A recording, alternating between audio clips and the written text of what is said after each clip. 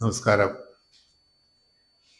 Thrissur service cooperative ബാങ്കിൻ്റെ വളരെ പ്രധാന ഒരു പദ്ധതിയെക്കുറിച്ച് പറയാനാണ് ഈ സമ്മേളനം വിളിച്ചിട്ടുള്ളത്.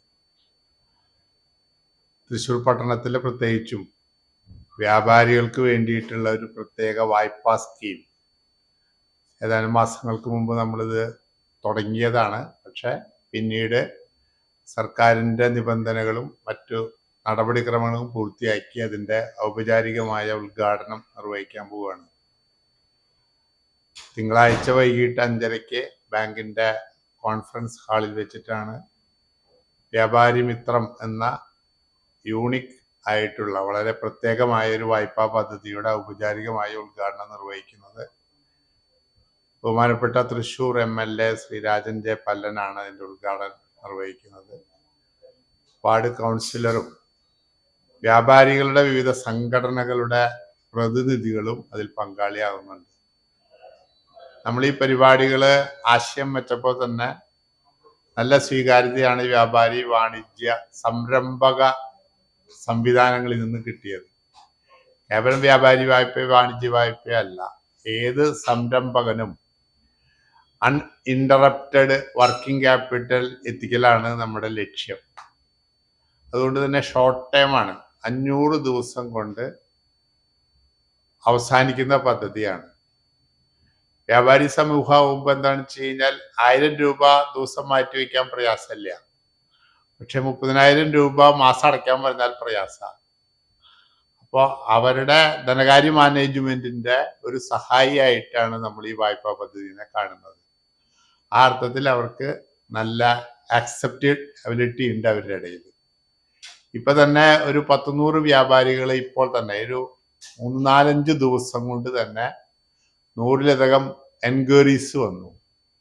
ഏതാണ്ട് 70-80 അപേക്ഷകൾ ബ്രാഞ്ചുകളിൽ എത്തിക്കഴിഞ്ഞു. അതിൻ്റെ പ്രോസസ്സിങ് നടക്കുകയാണ്. എന്തായിരുന്നാലും ഒരു 10-35 വായ്പ തിങ്കളാഴ്ച നമ്മൾ വിതരണം ചെയ്യും.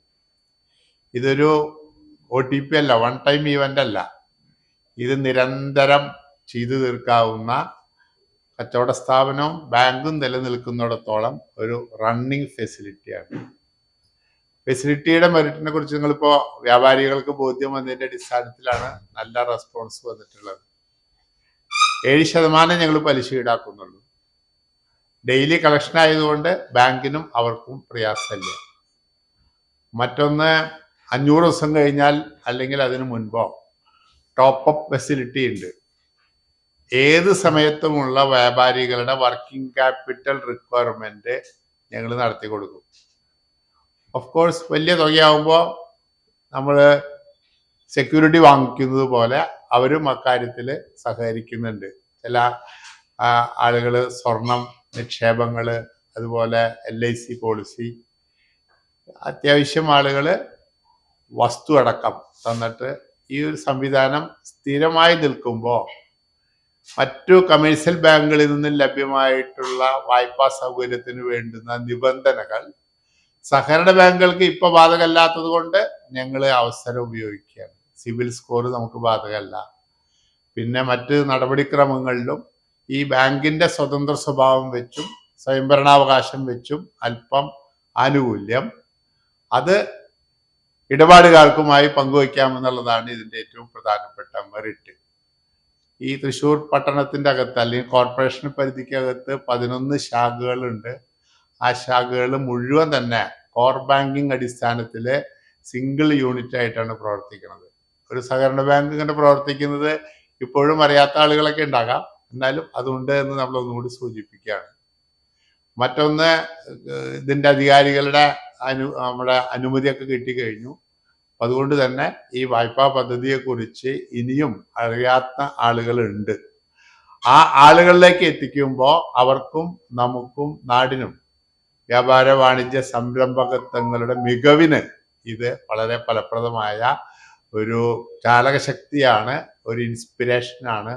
ആ അർത്ഥത്തിൽ നല്ല പ്രാധാന്യത്തോടെ ഈ വാർത്ത നിങ്ങളുടെ സഹായത്തിൽ മാത്രമാണ് അവരിലേക്ക് എത്തിക്കാൻ പറ്റുള്ളൂ. ആ അർത്ഥത്തിൽ എല്ലാവരുടെയും സഹകരണങ്ങൾ അഭ്യർത്ഥിക്കുന്നു. ഞാൻ പ്രസിഡന്റ് ആണ് ബാങ്കിൻ്റെ.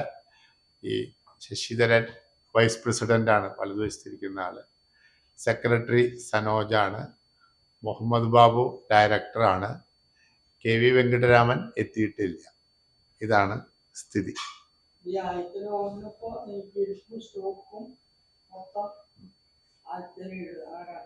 Primary security കടയാണല്ലോ.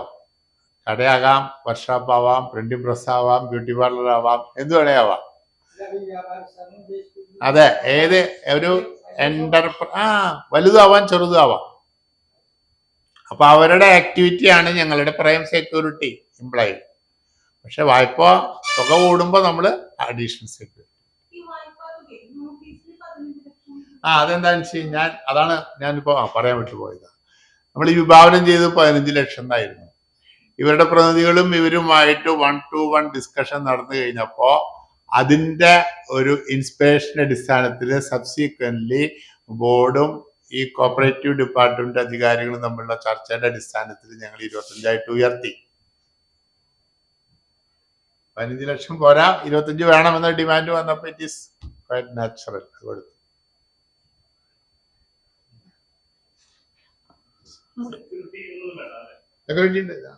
സെക്യൂരിറ്റി ഉണ്ട്, പക്ഷെ 50,000 രൂപ വരെയുള്ള വായ്പകൾക്ക് നമുക്ക് ആൾജാമ്യം മാത്രമേ ഉള്ളൂ.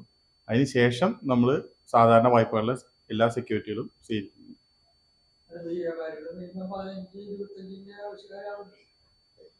25 വരെയുള്ള ഉണ്ടാവും. അത് പ്രൈമറി സെക്യൂരിറ്റി.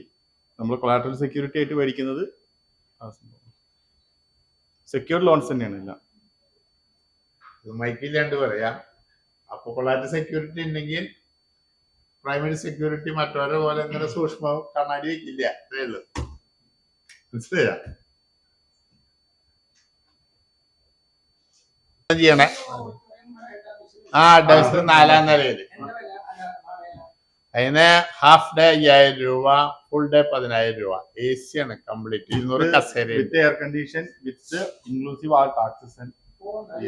പിന്നെ ഉണ്ട് ഈ സംഘടനകളൊക്കെ സമ്മേളനം നടക്കുന്നുണ്ട്, പഠന ക്ലാസ് നടത്തുന്നുണ്ട്, ചോറൂണുണ്ട്, ട്രെയിനിങ് ഉണ്ട്. ഭക്ഷണം കൊടുക്കാം. അപ്പൊ ശരി, താങ്ക് യു.